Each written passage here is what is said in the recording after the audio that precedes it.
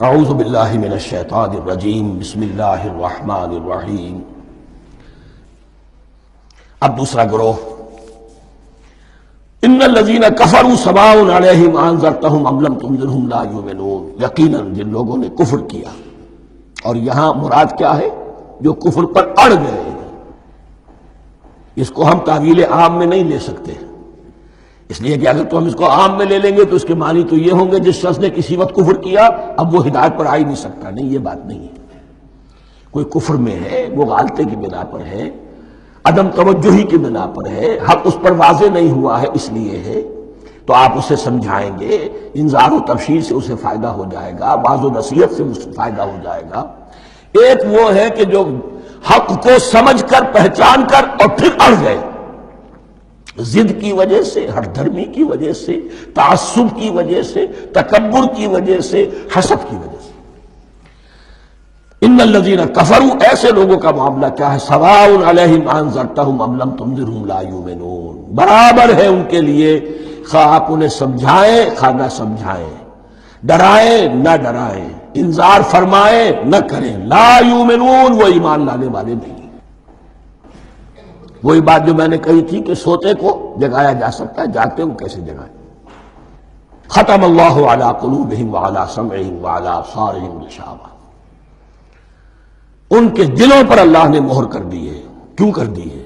یہ ابتداء مہر نہیں ہوئی، جب حق کو پہچان کر انہوں نے رد کر دیا، اس کی پاداش میں، اس کی سزا کے طور پر۔ ختم اللہ علی قلوبہم، اللہ نے ان کے دلوں پر مہر کر دی ہے، وعلی سمعہم، اور ان کی سماعت پر بھی، وعلی ابصارہم غشاوہ، اور ان کی آنکھوں کے سامنے پردہ پڑ چکا ہے۔ یہ مضمون سورہ یاسین کے شروع میں پھر آئے گا بہت شر و بست کے ساتھ۔ وَلَهُمْ عَذَابٌ عَظِيمٌ، اور ان کے لیے تو اب بہت بڑا عذاب ہے۔ یہ دوسرا گروہ ہو گیا، ایک رکوع میں دو کو سمیٹ لیا گیا، کل ابھی 7 آیتیں ہوئی ہیں۔ ایک وہ گروہ جس نے قرآن مجید کی دعوت سے صحیح استفادہ کیا، ان میں طلب ہدایت کا مادہ موجود تھا، ان کی فطرتیں سلیم تھیں، ان کے سامنے دعوت آئی، قبول کی، اور قرآن کے بتائے ہوئے راستے پر چلے۔ وہ گلے سرسبد ہیں، وہ شجرہ قرآنی کے نہایت مبارک اور مقدس وہ اس کے پھل ہیں۔ ایک گروہ وہ ہے جس نے حق کو پہچانا لیکن اس کو رد کر دیا اپنے تعصب یا ہٹ درمی کی وجہ سے۔ ان کا ذکر آ گیا بہت اختصار کے ساتھ، اس لیے کہ ان کا ذکر آپ کو بہت تفصیل سے مکی صورتوں میں ملے گا۔ اب آیا تیسرا گروہ، وَمِنَ النَّاسِ، اور لوگوں میں کچھ ایسے بھی ہیں، مَن يَقُولُ آمَنَّا بِاللَّهِ وَبِالْيَوْمِ الْآخِرِ وَمَا هُم بِمُؤْمِنِينَ، جو کہتے تو یہ ہے کہ ہم ایمان رکھتے ہیں اللہ پر بھی اور یوم آخر پر بھی، مگر وہ حقیقت میں مومن نہیں ہے۔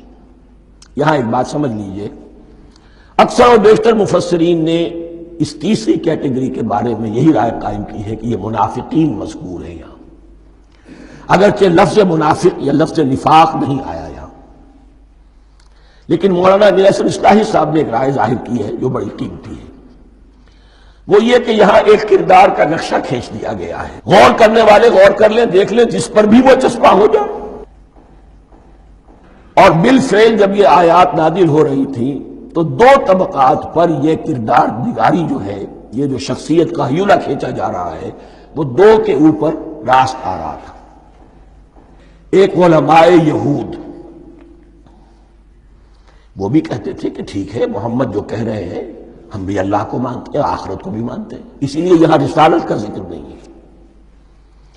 بھئی ہم محمد ہی کو نہیں مانتے نا صلی اللہ علیہ وسلم، باقی اگر 1.25 لاکھ نبی آئے ہیں تو باقی 1.25 لاکھ کو تو ہم مانتے ہیں، ایک محمد کو نہیں مانا، ایک عیسیٰ کو نہیں مانا، بس تو ہمیں بھی مانا جانا چاہیے کہ ہم بھی مسلمان ہیں۔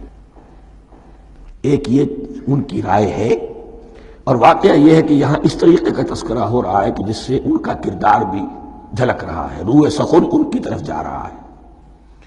مجھے یاد ہے اپنی 10ویں جماعت کے زمانے میں دہلی میں نے دیکھا تھا کہ ناٹ سرکس، وہاں کا ایک بڑی مارکیٹ ہوتی تھی، تو جوتے کی ایک دکان پہ بہت بڑا جوتا لٹکایا ہوا تھا، بہت بڑا، اور لکھا تھا free to whom it fits, جس کے پاؤں میں یہ ٹھیک ٹھیک آ جائے وہ لے جائے۔ تو یہ free to whom it fits ہے، ایک کردار ہے، اب یہ کردار جس کے اوپر بھی فٹ بیٹھ جائے، ان میں یقیناً زیادہ تو غلبہ یہی ہے جو مفسرین کی رائے ہے، منافقین کا معاملہ جو ہو رہا ہے، لیکن یہ کردار بعین نہیں فٹ بیٹھ رہا ہے یہود کے علماء پر۔ اور یہ بھی نوٹ کر لیجئے کہ جو مدینہ منورہ میں نفاق کا جو پودا پروان چڑھا ہے، بلکہ پودا نہیں کہنا چاہیے، جھاڑ جھکاڑ جو پروان چڑھا ہے، وہ یہودیوں کے زیر اثر، جیسے جنگل کے اندر بڑے بڑے درخت بھی ہوتے ہیں اور اندر جو ہے نیچے جھاڑیاں بھی ہوتی ہیں، تو یہ نفاق کا جھاڑ جھکاڑ جو ہے وہ یہودی علماء کا جو پودا تھا اور بہت بڑا تھا، اس میں کوئی شک نہیں، اس کے سائے میں پروان چڑھا ہے۔ ان دونوں میں معنوی ربط بھی ہے۔ وَمِنَ النَّاسِ مَن يَقُولُ آمَنَّا بِاللَّهِ وَبِالْيَوْمِ الْآخِرِ وَمَا هُمْ بِمُؤْمِنِينَ، اور لوگوں میں سے کچھ ایسے بھی ہیں جو کہتے تو یہ ہے کہ ہم ایمان رکھتے ہیں اللہ پر اور یوم آخر پر، لیکن وہ مومن نہیں ہیں۔ يُخَادِعُونَ اللَّهَ وَالَّذِينَ آمَنُوا وَمَا يَخْدَعُونَ إِلَّا أَنفُسَهُمْ، وہ دھوکہ دینے کی کوشش کر رہے ہیں اللہ کو اور اہل ایمان کو۔ یہ یخادعون جو ہے یہ باب مفعلہ ہے، باب مفعلہ میں کشمکش ہوتی ہے، کشاکش ہوتی ہے، لہذا ترجمہ میں نے کیا کوشش کر رہے ہیں۔ وما یخدعون الا انفسهم، یہ ثلاثی مجرد میں آ گیا، اور نہیں دھوکہ دے رہے مگر صرف اپنے آپ کو۔ یہ یقینی ہے اپنے آپ کو تو دھوکہ دے رہے ہو، لیکن یہ کہ اللہ اس کے رسول کو، اللہ اور اہل ایمان کو دھوکہ نہیں دے سکتے۔ سورہ نساء کی آیت نمبر 142 میں یہ کھل کر منافقین کے بارے میں یہی الفاظ آئے ہیں، ان المنافقین یخادعون اللہ وہو خادعہم، یقیناً منافقین جو ہے وہ اللہ کو دھوکہ دینے کی کوشش کر رہے ہیں اور اللہ انہیں دھوکہ دے رہا ہے۔ وما یشعرون، انہیں اس کا شعور نہیں ہے۔ یہ بہت اچھی طرح نوٹ کر لیجیے، منافقین کی بھی اکثریت وہ تھی جنہیں اپنے نفاق کا شعور نہیں تھا، وہ اپنے تئیں سمجھتے تھے اپنے آپ کو مسلمان، وہ کہتے تھے یہ بے وقوف لوگ ہیں، محمد رسول اللہ کے بارے میں کہتے تھے یہ خام خواہ جو ہے انہوں نے لڑائی بھڑائی مول لے لی ہے اہل مکہ کے ساتھ، کیا ضرورت ہے، امن کے ساتھ جو ہے بات کرنی چاہیے۔ وہ سمجھتے تھے کہ ہم خیر خواہ ہیں، ہم بھلی بات کہہ رہے ہیں، یہ بے وقوف لوگ ہیں، دیکھتے نہیں کہ کس سے ٹکرا رہے ہیں، ہاتھ میں اسلحہ نہیں ہے اور لڑائی کے لیے جا رہے ہیں، تو بے وقوف تو یہ ہے۔ لیکن وہ سمجھتے تھے کہ ہم تو بڑے مخلص ہیں، ہم مصلح ہیں، تو ما یشعرون بہت ضروری ہے۔ بعض لوگ منافق ایسے بھی تھے کہ جو اسلام میں داخل ہی ہوتے تھے دھوکہ دینے کی خاطر، اور ان پہ پہلے دن سے واضح ہوتا تھا کہ ہم مسلمان نہیں ہیں، ہم نے اسلام کا لبادہ اوڑھا ہے صرف دھوکے کے لیے۔ اس کا ایک ذکر سورہ آل عمران میں آئے گا، لیکن اکثر و بیشتر منافقین دوسری طرح کے تھے جنہیں اپنے نفاق کا شعور حاصل نہیں تھا۔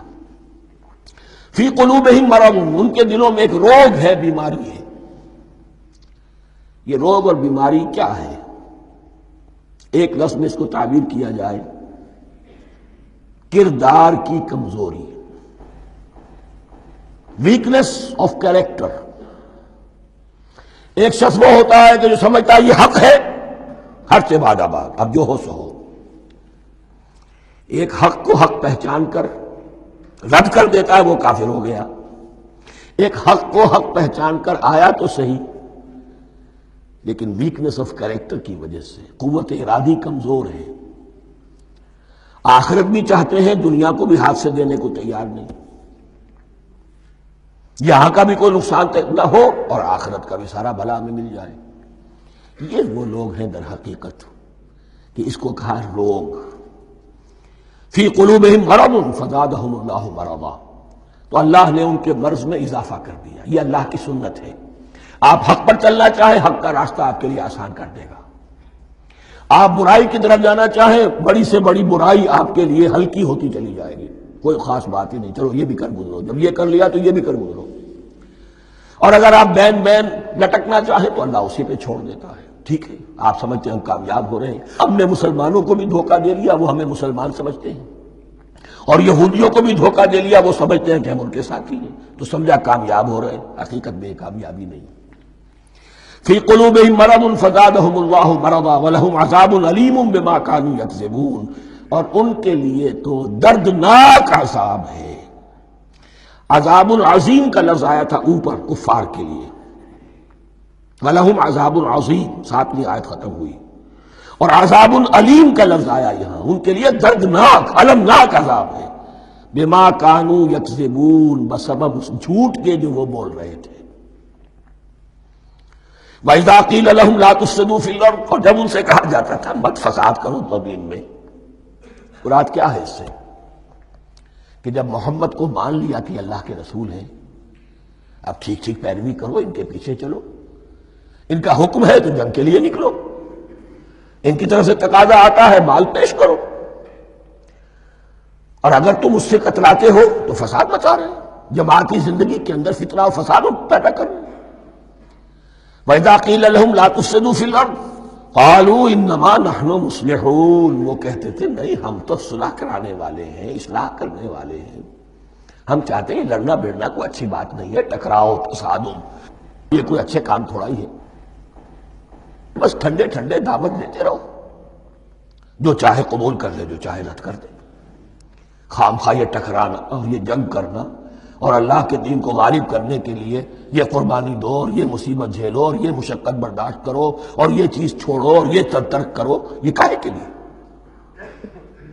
وَإِذَا قِيلَ لَهُمْ لَا تُفْسِدُوا فِي الْأَرْضِ قَالُوا إِنَّمَا نَحْنُ مُصْلِحُونَ أَلَا إِنَّهُمْ هُمُ الْمُفْسِدُونَ وَلَٰكِن لَا يَشْعُرُونَ، آگاہ ہو جاؤ کہ وہی ہے مفسد، فساد پھیلانے والے، اس لیے کہ محمد رسول اللہ کی دعوت ہے زمین میں اصلاح کے لیے، اس اصلاح کے لیے کچھ آپریشن کرنا پڑے گا، مریض اس درجے کو پہنچ چکا ہے کہ آپریشن کے بغیر اس کی شفا نہیں ہوگی، اب اگر تم اس کے راستے میں رکاوٹ بنتے ہو تو در حقیقت تم فساد مچا رہے ہو لیکن تمہیں اس کا شعور نہیں۔ الا انہم ہم المفسدون ولکن لا یشعرون، پھر دیکھیے نوٹ کیجئے شعور نہیں ہے، شعوری نفاق اور شے ہے، غیر شعوری نفاق ہے کہ جس کا یہ سارا تذکرہ ہو رہا ہے۔